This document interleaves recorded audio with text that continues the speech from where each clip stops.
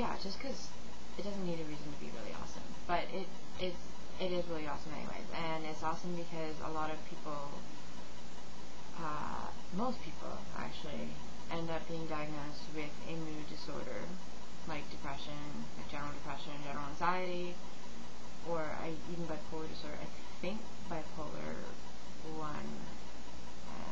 bipolar I know is an axis 1 disorder. I'm not sure if it's a mood disorder though. But anyway, a lot of people end up being diagnosed with a concurrent illness, so it's called a dual diagnosis usually. And yeah, it's very, very, very, very common, very, very normal, and it's because I personally think of eating disorders more as a symptom than a disorder itself. And I mean, I think we're going to see that change. I think that we're going to see the next DSM that's coming out actually is coming out to include post-traumatic stress disorder in a different facet than it has been included. And it's changed because of the war in Iraq and the war in Afghanistan and that kind of thing. They've changed it so that they can include those types of illnesses that the soldiers are coming back with.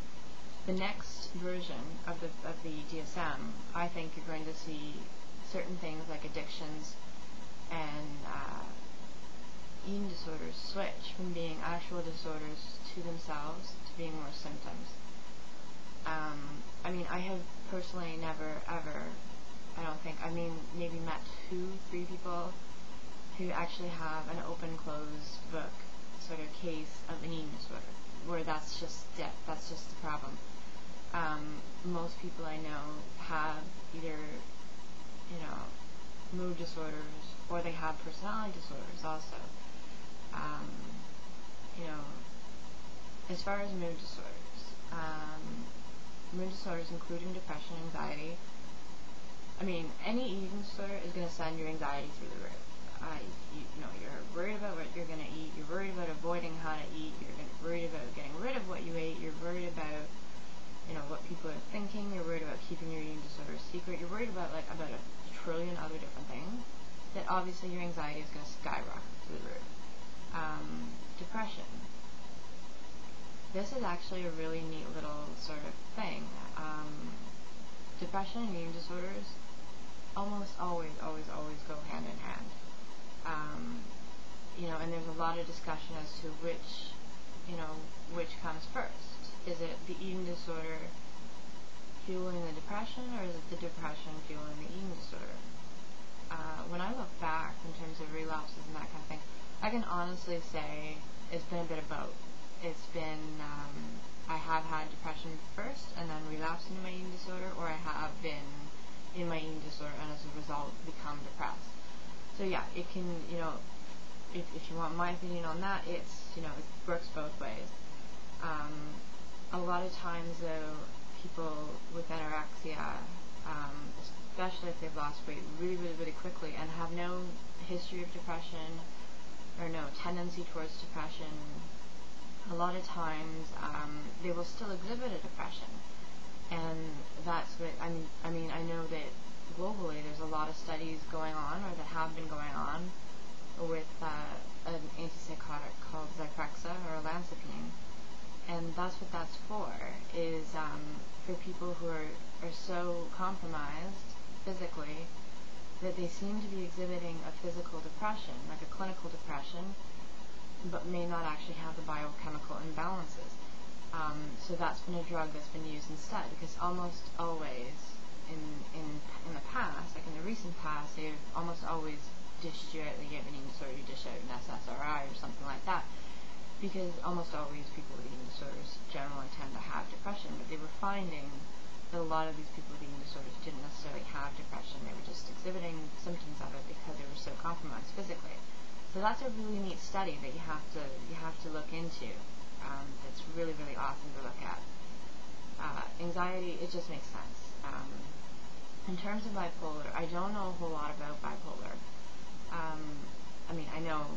I know what they teach us in pre-med and nursing, which is that you have sort of two ends, and you have a very, very depressed depressive end and you have your manic end. And sometimes you don't even have that manic end, you just cycle between normal and depressed. And, can I see an eating disorder exacerbating that? Absolutely. Very much, it's very, very imperative for these people to have routines, and within that, to sleep well, to eat well, take the medications they're required to, in order to stay out of that cycle, or to stay in the higher than normal part, the high, normal, depending on whether it's bipolar 1 or bipolar 2, or whichever type it is. Like if you cycle between normal and depressed, then it's important you stay normal, and if you cycle between, manic and depressed, that you stay somewhere in between. It's absolutely, absolutely imperative that you have a handle on an eating disorder. Again, I'm not sure which comes first, if you relapse into bipolar, or if you have a slip in that mood disorder, or stabilize, or you become unstabilized that way. Is it going to make your eating disorder worse, or is it the eating disorder that's making that worse? I don't know. I think it can work both ways, personally. Personality disorders. Like I said, I don't know a whole lot about bipolar disorder and mood disorders. I know about depression, that's pretty much it, because that's all they focus on in pre-med. But psychiatrically, my interests lie in personality disorders. Both Elena and I do have borderline personality disorder. And so if I've given you any wrong information on bipolar, or something that's incomplete, please by all means just type the right thing out in the comments, or email us and we'll put the right thing in the box or whatever. It's been a really long time since I've studied psychiatry. But anyway, and the personality disorders is where I find it really interesting. And huge numbers of people with eating disorders also are diagnosed either with post-traumatic stress disorder or with personality disorders. Like I said, both Elena and I have borderline personality disorder.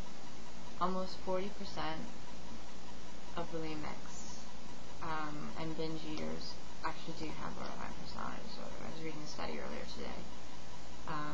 And that it makes sense in experience. I know a lot of people in my clinic with borderline personality disorder.